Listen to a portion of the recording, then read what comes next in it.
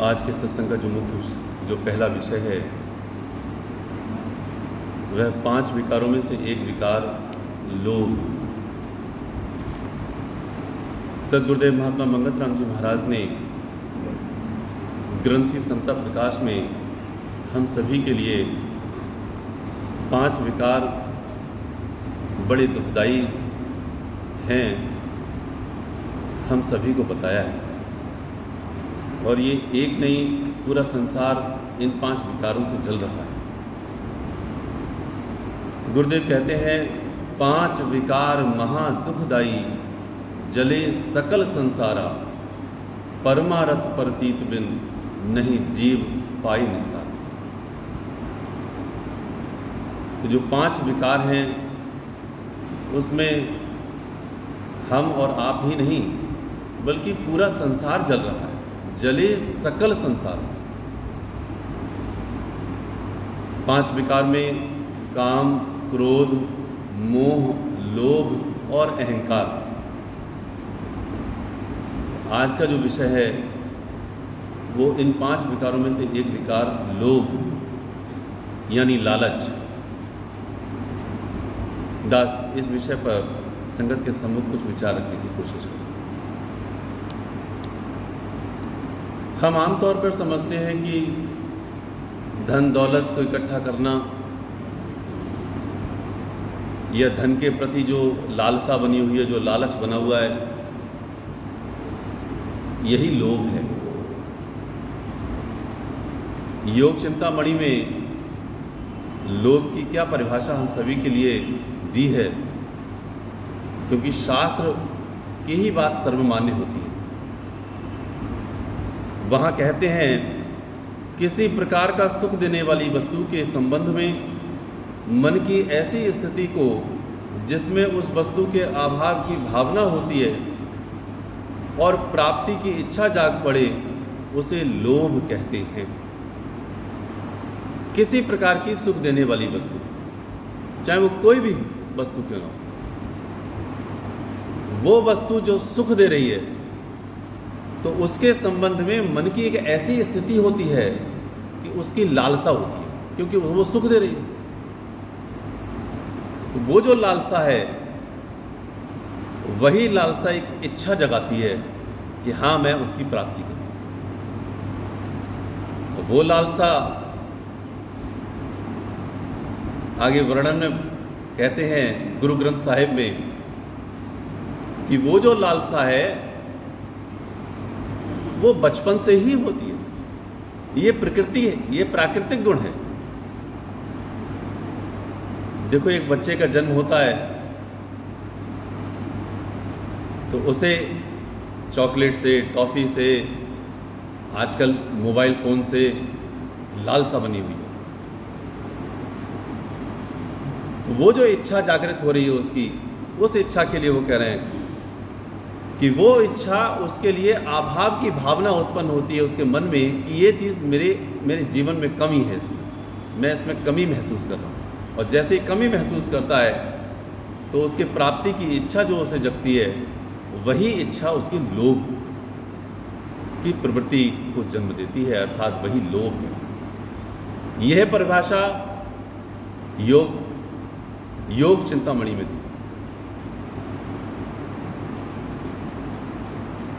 और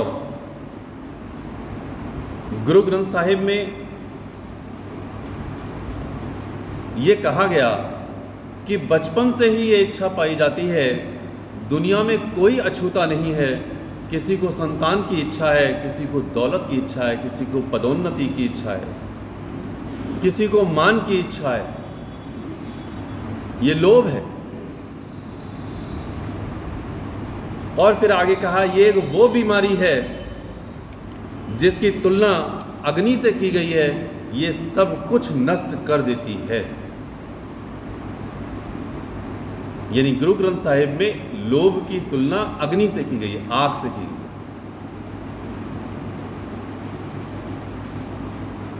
जैसे कहते हैं ना, तक्षक सर्प होता है, उसकी अग्नि से राजा परीक्षित भस्म हो जाएंगे, ये श्राप दिया था महर्षि ने। वो तक्षक सर्प की जब डसने से अग्नि उत्पन्न होती है, वो अग्नि कौन सी है? ये वो लोभ की अग्नि। इसीलिए महाराज जी का एक दृष्टांत आता है, महाराज जी की घटना याद आती है। एक बार एक प्रेमी ने महाराज जी के सामने अपनी जेब से रुपए निकाले और निकाल करके जैसे ही आगे रखे, वैसे ही महाराज जी ने कहा, ये नाग अंदर रख लो। ये जो धन दौलत है, ये जो इच्छाएं हैं धन दौलत की, ये नाग की अर्थात उस अग्नि के समान है, जहाँ पर गुरु ग्रंथ साहिब में वहाँ पर भी कही गई और महाराज जी की घटना में यहाँ पर भी कही। हम इसको साधारण रूप में लेते हैं। ये लोभ, अगर हम इसके लक्षण को देखें अर्थात इसके स्वरूप को समझें, तो ये हमारा एक व्यवहारिक एक गुण देखने में आता है कि लोभी का अक्सर ये देखा जाता है कि बड़े मनुष्य के आगे दुम हिलाता ही रहता है, मेरा काम बन जाए। लोभ है ना वहाँ पर उसका, ये काम मेरा कर देगा। उसकी तारीफें करता है, उसके गीत गाता है। ये वर्णन में आता है जो आज दास संगत के सम्मुख रखा है। तो अपने कार्य सिद्धि के लिए उसकी तारीफें करता है, उसके आगे दुम हिलाता है, आगे पीछे करता है, बातें करता है उसकी। और धन के लिए किसी प्रकार मेरा धन बच जाए बस।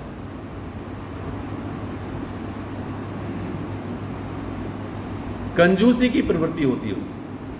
लोभ यदि उसका धन के प्रति है तो वो कंजूसी की प्रवृत्ति होती है। दुख सह करके वह धन बचाने का यत्न करता है। ऐसे ही दुख सह करके वह उस जगह जाने का यत्न करता है जहां पर काम सिद्ध हो जाए, उसका कार्य सिद्धि हो जाए उसका। यही लोभ की प्रवृत्ति है।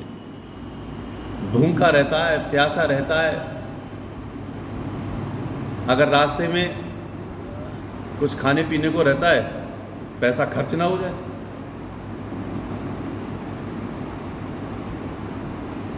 यहां तक कि रास्ते को भी पैदल तय कर लेता है, नोट बच जाएगा।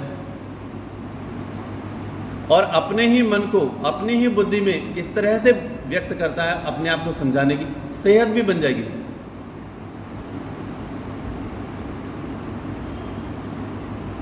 उसे यह नहीं पता होता कि मैं किस रोग से ग्रसित हूं। वो रोग आग है। पहनने में, जूते चप्पल में हर समय उसकी कंजूसी बनी रहती है। फ्री की वस्तु को प्राप्त करने का यत्न करता है। जहां से मुझे फ्री की वस्तु मिल जाए वहां से उसको प्राप्त करने का यत्न, कैसे भी कर ले, हो जाए, मिल जाए।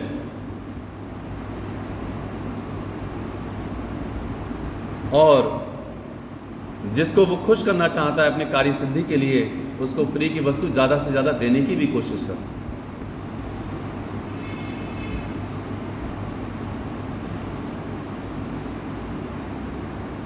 गोस्वामी तुलसीदास जी महाराज ने एक उदाहरण के माध्यम से हमें देखो कैसे समझाया है। वो बंदर जिसका लालच उस चने में होता है, वो चना पकड़ लेता है, और वो चना मटुकी में होता है अर्थात मटके में होता है, और वो चना छोड़ता नहीं है। वो चना छोड़ता नहीं है, मुट्ठी बंधी हुई है। जब गई मुट्ठी उस मटका में तो हाथ खुला हुआ था, चली गई। अब उसने चना पकड़ लिया, अब मुट्ठी बंध गई। अब वो बाहर निकाल रहा है, लेकिन नहीं निकल रहा, क्योंकि चना हाथ में है, मुट्ठी बंधी है। और वो सोच रहा है कि इसने मुझे पकड़ लिया, अर्थात मटके ने मुझे पकड़ लिया। मटके ने नहीं पकड़ा, तेरे लोभ ने तुझे पकड़ लिया है। और एक दिन ऐसा आता है, मतलब एक वक्त ऐसा आता है कि जब वो थक जाता है, उससे पहले ही उसको पकड़ने वाले पकड़ लेते हैं बंदर को, और जिंदगी भर वो नाचता ही रहता है, डंडे के इशारे से नाचता है। ऐसे ही मैं नाच रहा हूं, इसी लोभ के वशीभूत होकर के मैं भी नाच रहा हूं जिंदगी भर। तो इसलिए गोस्वामी तुलसीदास जी कहते हैं कि सो माया बस भयो गोसाई, बंध्यो कीर मरकट की नाई। सो माया बस भयो गुसाई, वो माया के वशीभूत होकर के, अपने लोभ, अपने लालच के वशीभूत होकर के वो बंदर जिस तरह से बंध जाता है, तू भी बंध गया है। हर समय तेरी लोभ की प्रवृत्ति है। इसलिए शास्त्र कहता है लोभा पापस्य कारणम, लोभ ही पाप का कारण है। जितने तू पाप कर रहा है वो लोभ के अधीन होकर के कर रहा है। तू लोभी है, लालची है। ये 5 विकारों में से एक विकार जिसका वर्णन शास्त्र के आधार पर सुनना है, ये समझें कि हाँ मेरे लिए भी ये विकार है या नहीं है।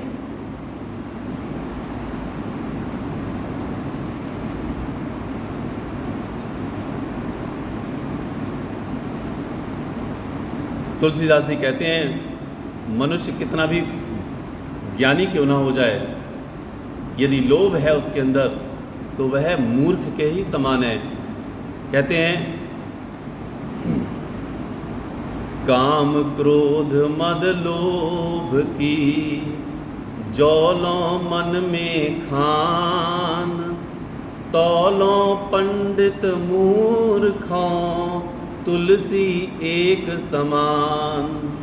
तुलसीदास जी कहते हैं कि यदि काम क्रोध मद लोभ ये सारे विकार, इनमें से कोई एक भी उसके अंदर है तो वो कहते हैं तौलों पंडित मूर्खों,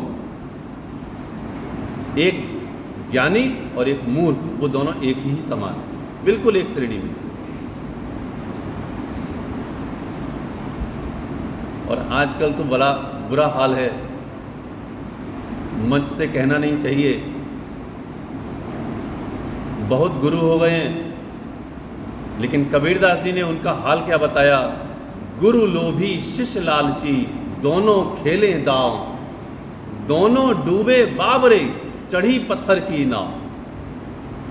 क्योंकि वो कभी मर्यादा, कोई पर्दा तो रखते नहीं है संत लोग। उन्होंने साफ कह दिया ऐसे गुरु, वो गुरु लोभी है, उसको लालच है इस बात के लिए कि हाँ ये धनाढ्य शिष्य मेरा बन जाएगा, बस माल मिल जाएगा मेरे लिए, मेरा काम सिद्ध होगा इससे।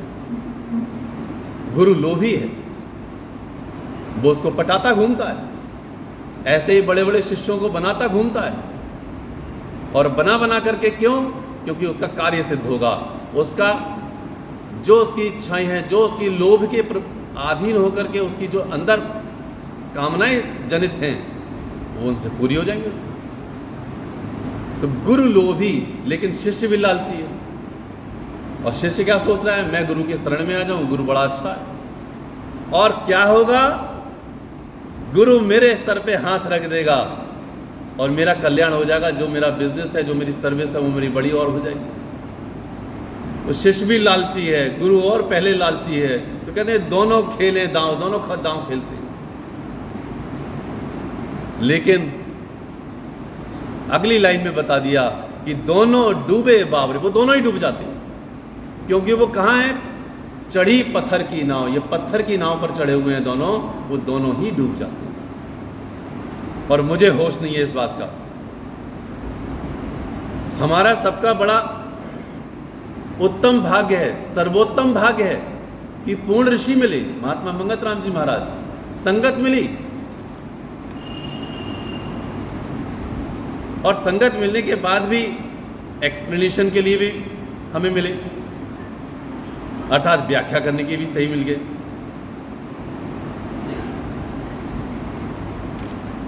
लेकिन मेरा वही हाल।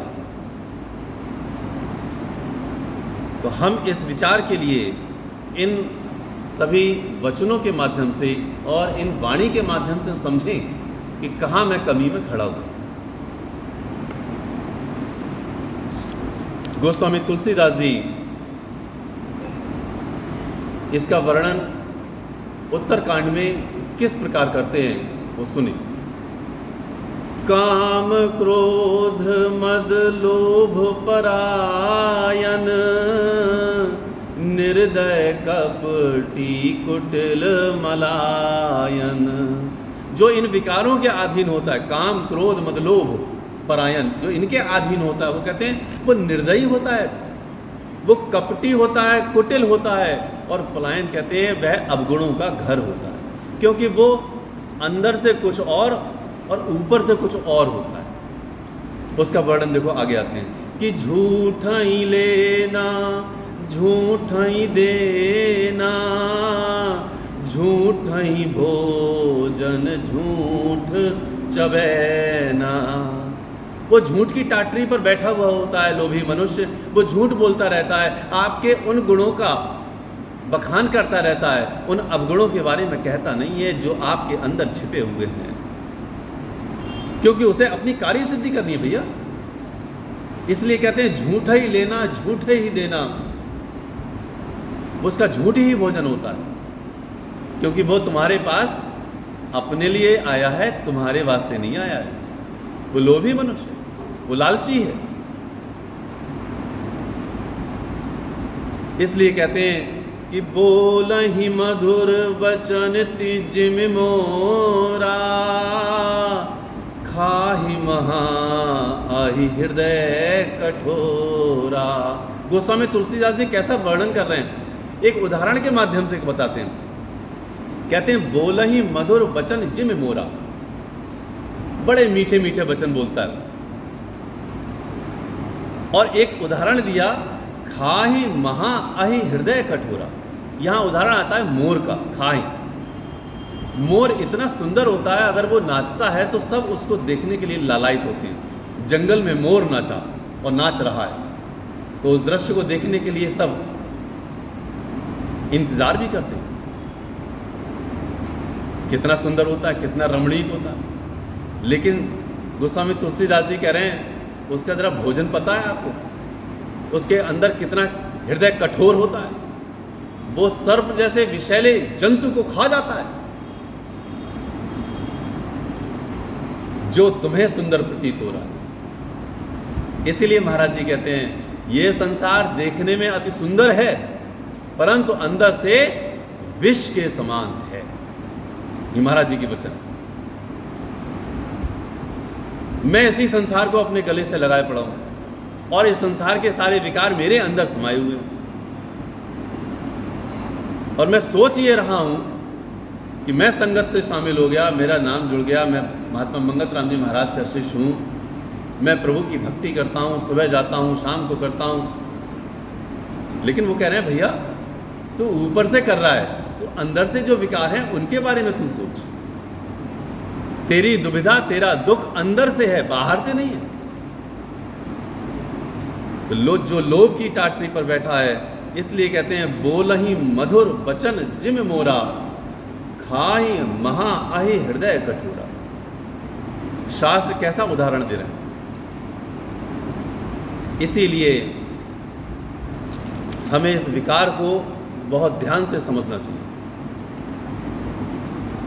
आगे जब हम ये समझ रहे हैं कि मेरा विकार लोभ का इतना प्रबल है, यदि मुझे ये समझ में यदि आ रहा है शास्त्र के आधार पर, तो वहाँ पर इलाज भी दिया है।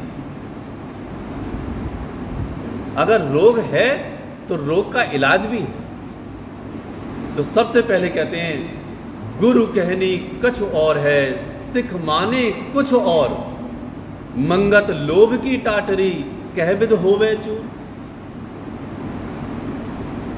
कहते हैं गुरु की कहनी वास्तव में कुछ और है, लेकिन शिष्य मानता ही नहीं उसे। माने कुछ और, वो गुरु की नहीं मानता बल्कि कुछ और मानता। मंगत लोभ की टाटरी, ये जो लोभ की टाटरी मैंने अपने सर पे बांध रखी, अपने हृदय में रख रखी है, ये किस विधि से मेरी दूर हो भैया। तो एक ही रास्ता है, कौन सा? कि जो गुरु की कहनी है वो मैं मानना शुरू करूँ।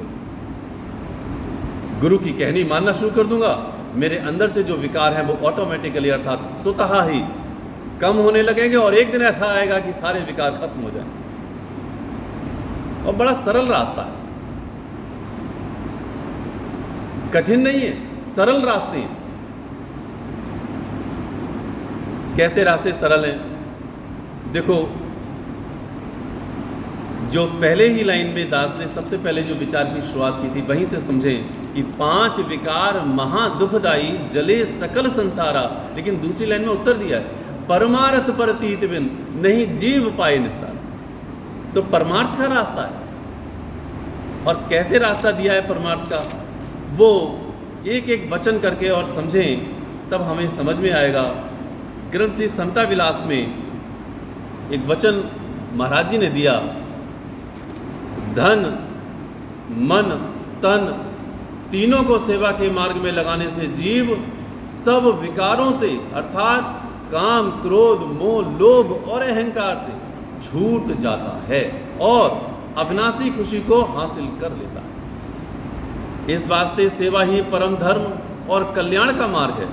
जो आदमी सेवा का भाव नहीं रखता, वह राक्षस बुद्धि अपनी कामना की खातिर हर वक्त अशांत रहता है, यानी लोभ मोह मान मद ईर्ष्या आदि महा अवगुणों में हर वक्त जलता ही रहता है। यह जीवन ही घोर नरक है। तो जो विषय इस समय चल रहा है, वो विषय के आधार पर समझें कि ये विषय का जो सूत्र अर्थात खत्म करने के लिए, कम करने के लिए, इस विषय को, लोभ के विकार को कम करने के लिए कितना सरल साधन, तन से मन से और धन से, इन तीनों को सेवा में अर्पित करो। इसीलिए ग्रंथ श्री समता विलास में महाराज जी ने एक वचन में लिखा है, धन के दान से लोभ में कमी आ जाती है।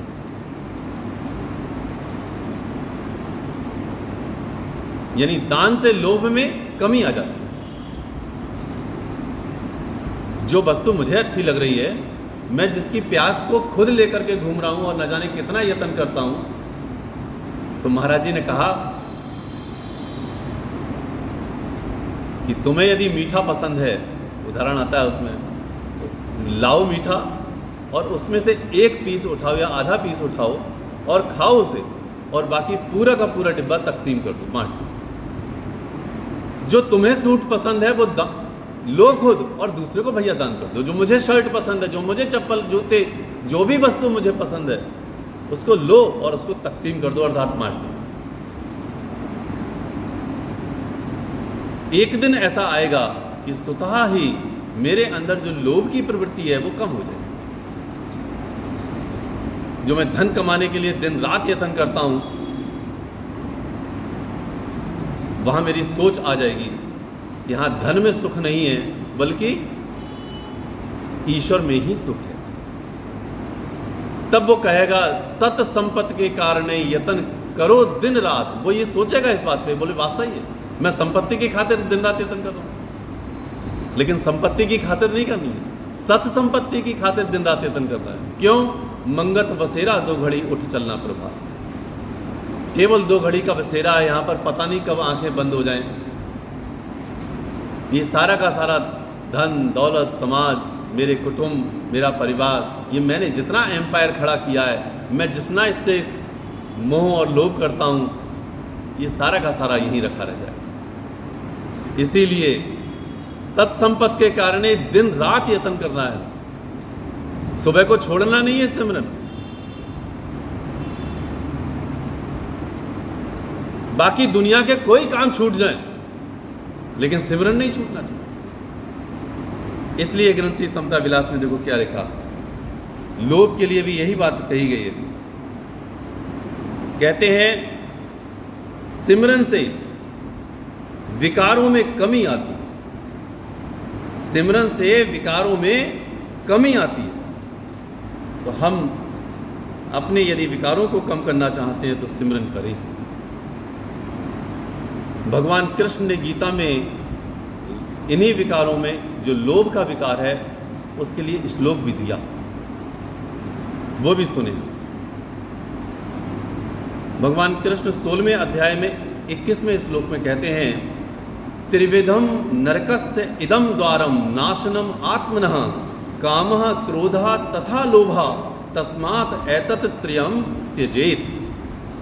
अर्थात काम क्रोध तथा लोभ, ये 3 प्रकार के नरक के द्वार हैं।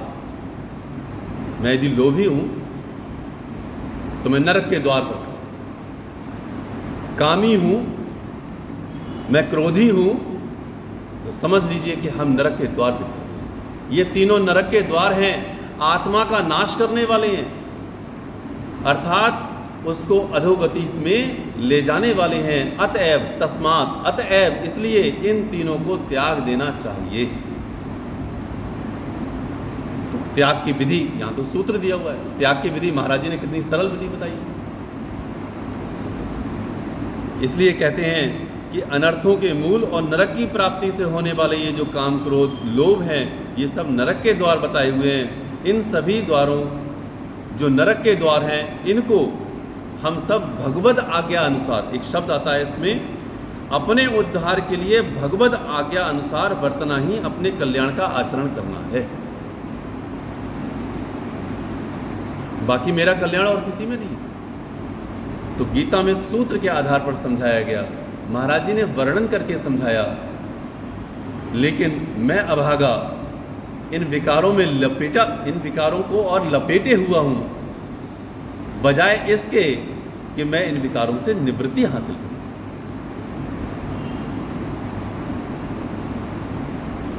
इसीलिए योग चिंतामणि में यह बताया, लोभ का मतलब केवल वही नहीं है जो सामान्य रूप से हम समझते हैं, लालच है कि हाँ हमारे लिए धन दौलत है। ये लोभ बड़ा गहरा और विस्तृत है विकार। इसलिए आगे कहते हैं, लोभ त्यागी पाए छतर संतोखा, सतनाम की सूझ बखानी। ग्रंथ श्री समता प्रकाश में कहते हैं, जो लोभ का त्यागी यानी त्याग करने की कोशिश करता है, वो करता क्या है? संतोष अपने अंदर धारण करता है कि जो प्रभु ने दिया उसमें मैं संतुष्ट हूँ। मुझे ज़्यादा छल कपट करके, दूसरों को पटा करके धन दौलत या अपनी इच्छाओं की पूर्ति नहीं करनी है। तो क्या करें? सतनाम की सूझ बखानी। तो वो ईश्वर के नाम की सूझ अर्थात उसके अंदर आ जाती है कि मुझे भगवान का नाम लेना, और मैं दूर होता हूं भगवान के नाम से।